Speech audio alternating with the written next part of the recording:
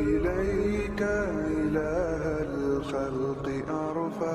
اس سود کے معاملے اور نظام کے خاتمے کے حوالے سے چاہے قرارداد مقاصد ہو 1949 میں آبجیکٹو ریزولوشن جو پاس ہوئی، جہاں یہ طے ہوا کہ اس ملک پاکستان میں سوورنٹی بلانگس ٹو اللہ سبحانہ و تعالی، اس ملک کے خداداد میں حاکمیت اللہ سبحانہ و تعالی کے لیے ہے، and no legislation would be made repugnant to the Quran and Sunnah, اور اس ملک میں قرآن و سنت کے خلاف کوئی قانون سازی نہیں ہوگی۔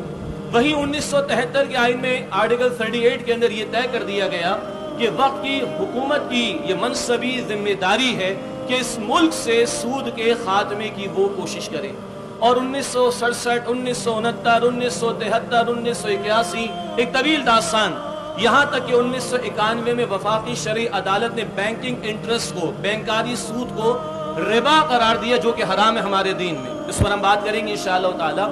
آ کے اس کے بعد نواز شریف کی گورنمنٹ تھی اور یہ لوگ گئے ایک بینک کا سہارا لے کے اور اسٹے انہوں نے لیا اور معاملہ سپریم کورٹ میں پہنچا۔ 10 سال بیت گئے، مشرف کا دور آیا اور جسٹس تقی عثمانی صاحب اور دیگر لوگوں کو ہٹا کر مشرف نے اپنے من پسند ججز کو بٹھا کر فیصلہ ریورٹ کرا دیا۔ اس کے بعد حالیہ چند سالوں میں تنظیم اسلامی نے کوشش کی، ہمارے امیر تنظیم اسلامی حافظ عاقب سعید صاحب نے پٹیشن دائر کی، 2013 سے سلسلہ شروع ہوا اور اس کا نتیجہ بھی یہ نکلا کہ سپریم کورٹ کے سو کالڈ، اب میں کہوں گا فاضل جج صاحب نے اپنے ریمارکس دیے کہ جس نے سود نہیں لینا وہ نہ لے، اور جس نے لینا اس سے اللہ پوچھے گا۔ میں ایک وضاحت پہلے کر دوں، ممکن ہے ہمارے بعض ساتھیوں کے ذہن میں بھی خیال ہو یا ہمارے صحافی بھائیوں کے ذہن میں خیال اٹھے، یا ان کے علاوہ انورٹڈ کاما میں ایک سیکولر مائنڈڈ طبقہ ہے، پڑھا لکھا طبقہ ہے، وہ کہے کہ تم لوگ علل اعلان پریس کلب کے سامنے کھڑے ہو کر کنٹمپٹ آف کورٹ کر رہے ہو، تم عدالت کے جج کے ایک فیصلے کی مذمت کر رہے ہو، تو تم تو عدالت کی توہین کر رہے ہو۔ تو ہم اس کا بھی جواب دیتے ہیں، کسی بھی عدالت کا وہ فیصلہ جو رب کائنات کی عدالت کے فیصلے کے خلاف جائے، لعنت بھیجتے ہیں اس کے اوپر۔ دنیا کی کسی بھی عدالت کا وہ فیصلہ، یہ ریکارڈ کر لیجئے، اللہ کرے کہ اوپر تک بات جائے، دنیا کی کسی بھی عدالت کا وہ فیصلہ جو اس کائنات کے رب کی عدالت کے فیصلے کے خلاف جائے، ہم اس پر 100 مرتبہ لعنت بھیجتے ہیں۔ اگر آج جج صاحب نے کہہ دیا، اب تو صاحب کہنا بھی مناسب نہیں سمجھتا، مجھے نہیں معلوم کہ جسٹس سرمد جمالی صاحب اپنے ہوش و حواس میں تھے جب انہوں نے ریمارکس دیے؟ کیا دل میں کوئی ایمان کی نمک باقی ہے کہ جو انہوں نے جواب دیا ہے، یا کوئی بیرونی پریشر ہے، یا اپنی سیٹ کا مسئلہ ہے اور اپنے کل کے دنیاوی مفادات کا مسئلہ ہے کہ یہ جملہ کہہ دیا؟ نعمان بھائی نے کہا کہ کچھ سوالات اور بھی اٹھتے ہیں، وہ میں اٹھاتا ہوں آپ کے سامنے۔ اگر آج یہ کہا جا رہا ہے کہ جس نے سود نہیں لینا وہ نہ لے، جس نے جو لے رہا ہے اللہ اس کو پوچھ لے گا، اگر یہ منطق صحیح مانی جائے، یہ سو کالڈ لاجک صحیح مانی جائے، سپریم کورٹ کے اپیلنٹ بینچ میں بیٹھ کر جج یہ بات کر رہا ہے انا للہ و انا الیہ راجعون، تو زنا کرنے والا بھی زنا کر لے، اللہ پوچھ لے گا اس کو۔ قتل کرنے والا بھی قتل کرے، اللہ پوچھ لے گا اس کو۔ چوری کرنے والا بھی چوری کر لے، اللہ پوچھ لے گا اس کو۔ اور مجھے اجازت دیجئے میں یہ کہوں، تم جیسے ججز نے سیکیورٹی گارڈز کیوں لیے ہوئے؟ تو تمہیں کوئی تو مارتا ہے، مار دے، اللہ پوچھ لے گا اس کو۔ اور مجھے اجازت دیجئے، دبئی کے شیخ کا بیٹا بھی مرا ہے، ذرا بات دوسری طرف جاری، لیکن دلیل آ جائے گی آپ کے سامنے۔ اور شراب پی کر اور نہ جانے منشیات کا استعمال اور اس سے زیادہ کی حرکتیں، 34 برس میں دبئی کے شیخ کے بیٹے کا انتقال ہوا۔ نواز شریف بھی یہاں سے گئے، دیگر لوگ بھی گئے تعزیت کے لیے۔ اور اب سنگن یہ ہے کہ شیخ مختوم کو احساس ہوا کہ ہم نے دبئی کو فری کر کے کتنا بڑا ظلم کیا کہ اس کا اپنا بیٹا ڈرگز میں مبتلا ہو کر، منشیات میں مبتلا ہو کر، شراب نوشی میں مبتلا ہو کر 34 برس کی عمر میں مر گیا۔ تو اب سنگن آ رہی ہے، سننے میں بات آ رہی ہے کہ شاید شراب پر پابندی لگ جائے دبئی کے اندر۔ اب یہ مثال میں نے آپ کے سامنے کیوں رکھی؟ جب اپنا بیٹا مرا ہے تو بات سمجھ آئی۔ تو جسٹس صاحب سے میں گزارش کروں، کوئی جج صاحب آپ کے بیٹے کو قتل کر دے تو کر دے، آپ کو تکلیف تو نہیں ہوگی نا، پھر اللہ پوچھ لے گا۔ کوئی آپ کے والد کو معذرت کے ساتھ، بات تو یہاں تک جائے گی۔ اگر ان لوگوں کو اللہ کی شریعت کا مذاق اڑاتے ہوئے، اللہ کی عدالت کا فیصلہ اس کا مذاق اڑاتے ہوئے شرم نہیں آتی، تو بندوں کے بارے میں بات کرنے میں ہمیں جھجک کیوں ہوا؟ تو کوئی آپ کو قتل کرے، آپ کی اولاد کو قتل کرے، آپ کے گھر کے افراد کو قتل کرے، کرتے؟ اللہ پوچھ لے گا اس کو. کہاں تک جائے گی یہ منطق, کہاں تک جائے گی یہ لاجک, دھڑل لگی ساتھ یہ بات. آئیے قرآن کا فتویٰ کیا ہے. جو آیات تلاوت کی گئیں, جو آپ نے سماعت فرمائی, اللہ تعالیٰ قرآن حکیم میں فرماتے ہیں سورۃ البقرہ آیت نمبر 278 اور 279 میں, یا ایھا الذین آمنوا اتقوا اللہ, اے ایمان والو اللہ سے ڈرو, اللہ کا تقوی اختیار کرو. وَذَرُوا مَا بَقِيَ مِنَ الرِّبَا, اور ربا میں سے, سود میں سے, انٹرسٹ میں سے جو کچھ بھی رہ گیا اس کو چھوڑ دو. ان کنتم مؤمنین, اگر تم ایمان والے ہو. اس آیت کے کنسٹرکشن کو ذرا ملاحظہ فرمائیے. آیت شروع ہو رہی ہے اے ایمان والو, نمبر 2 اللہ سے ڈرو, اور آیت ختم ہو رہی ہے ان کنتم مؤمنین, اگر تم ایمان والے ہو. ایمان والو اللہ سے ڈرو, ربا اور سود کو چھوڑ دو اگر تم ایمان والے ہو. آیت کے شروع میں ایمان, آیت کے آخر میں ایمان کا بیان. گویا ایمان اور سود ایک جگہ جمع نہیں ہو سکتا. ایمان ہوگا تو سود نہیں ہوگا, اور سود ہے تو پھر ایمان نہیں.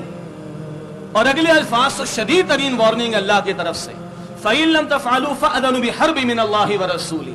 اگر یہ تم سود کا نظام, یہ سود کا معاملہ, یہ سود کی ڈیلنگ, یہ سود کا لین دین نہیں چھوڑتے, فَأْذَنُوا بِحَرْبٍ مِّنَ اللَّهِ وَرَسُولِهِ, تو پھر آگاہ ہو جاؤ, اللہ اور اس کے رسول سے جنگ کے لیے تیار ہو جاؤ.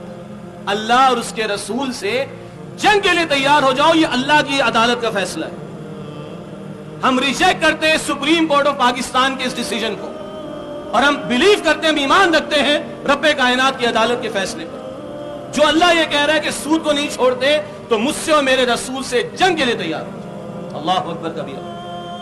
عقیدے میں بدترین, عقائد کے معاملات میں بدترین جرم شرک کا عقیدہ ہے, اور اعمال میں بدترین جرم یہ سود خوری کا دھندا ہے, سود کا معاملہ ہے. حساسیت ہونی چاہیے ہمارے اندر. رب کائنات فرما رہے پہ تیار ہو جاؤ اللہ اور اس کے رسول سے جنگ کے لیے. احادیث کی طرف آئی ہے.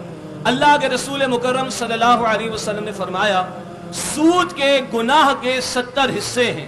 یہ ابن ماجہ کی روایت. سود کے گناہ کے 70 حصے ہیں. کم ترین حصہ یہ ہے کہ کوئی شخص اپنی ماں کے ساتھ زنا کرے. اللہ اکبر, استغفر اللہ. کم ترین درجہ 69, باقی یہ سوبر ہے. 70 حصے سود کے گناہ کے, کم ترین درجہ, کم ترین حصہ یہ ہے کوئی شخص اپنی ماں کے ساتھ زنا کرے. آئینہ کی راہیت, کتنی عجیب مثال اللہ کے نبی علیہ السلام نے دی. تو 69 حصے یا 69 درجات جو اس گناہ کے وہ کس قدر شدید ہوں گے. یہ ہے جو اللہ کے نبی علیہ السلام حدیث میں بیان فرما رہے. پھر اللہ کے نبی علیہ السلام فرماتے سود کا 1 درہم کمانا, سود کا 1 درہم کمانا 36 مرتبہ زنا کرنے سے زیادہ شدید جرم ہے. یہ موطا امام مالک کی روایت. سود کا 1 درہم کمانا 36 مرتبہ زنا کرنے سے زیادہ شدید تر جرم ہے. باقی آیات اور بھی ہیں قرآن کی, احادیث اور بھی ہیں جو رسول اکرم علیہ السلام نے عطا فرمائی. اب اس تناظر میں ذرا غور فرمائیے. آج بلکہ میں chief of the army staff سے ریکویسٹ کروں, پوری دنیا کے دورے کر رہے نواز شریف سے زیادہ ہماری سے بنانے کے لیے, ساتھ بحال کرنے کے لیے, اور بھارت کی طرف سے کچھ بات آتی ہے تو منہ توڑ جواب بھی دیا جا رہا ہے کہ ہم تیار ہیں, منہ توڑ جواب دیں گے. بہت مبارک بات ہے. لیکن بھائی سوال یہ ہے کہ اگر اللہ سے جنگ کر رہے ہیں ہم آپ, اور اللہ کے رسول سے جنگ کر رہے ہوں ہم اور آپ, تو بھارت کیا بگاڑ نہیں لے گا بہت کچھ ہمارا؟ اگر ہم اللہ اور اس کے رسول سے جنگ کی حالت میں ہوں گے تو کیا بھارت کا مقابلہ کر سکیں گے؟ تو chief of the army staff, اگر اللہ نے ان کو صلاحیت دی ہے, طاقت دی ہے, اختیار دیا ہے, یہ بھی کہا جا رہا ہے کہ اب وہ ہماری پولیٹیکل گورنمنٹ نیچے ہے, ملٹری ریجیم اوپر ہے, باہر جو کچھ بھی کہا جائے, اگر اللہ نے آپ کو اختیار دیا ہے تو اس ملک کو آپ بچانا چاہتے ہو تو یاد رکھو یہ ملک اسلام کے نام پر ہم نے لیا ہے. بنا اسلام کے نام پر, بچے گا بھی اسلام کے نام پر. اچھا کچھ لوگ کہتے ہیں پاکستان کے مسلمان کو زیادہ جذباتی ہیں, جب بھی خلافت کی بات آئے یہ لوگ جذباتی ہو جائیں, جب بھی عافیہ صدیقی کا معاملہ یہ لوگ جذباتی ہو جائیں, جب بھی ناموس رسالت کا معاملہ آ جائے یہ لوگ جذباتی ہو جائیں, سود کا مسئلہ آ جائے تو یہ لوگ جذباتی ہو جائیں. باقی 56 مسلمان ملکوں میں اتنی جذباتیت کیوں نہیں؟ یہ بھی ایک بڑا لاجیکل پلی ہے ہمارے پڑھے لکھے طبقات کی طرف سے. تو سادہ سا جواب یہ ہے کہ 1924 میں اگر رہی صحیح خلافت ختم ہوئی تھی تو اس کی بحالی کے لیے اگر تحریک بھی شروع ہوئی تو اسی خطہ ہندوستان میں شروع ہوئی تھی.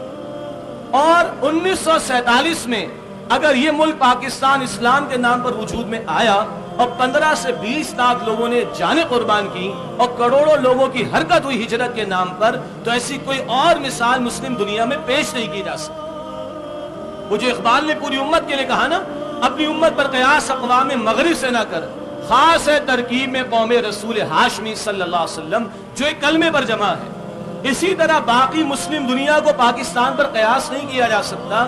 باقی مسلمان ممالک بھی مسلمانوں کے ملک ہیں، مگر یہ وہ خاص ملک ہے جو ہم نے اسلام کے نام پر حاصل کیا، اور ہم نے کہا اے اللہ خطہ زمین عطا فرما جہاں تیری اور تیرے رسول علیہ السلام کی اطاعت کریں گے، جہاں قرآن و سنت کی بالادستی ہوگی۔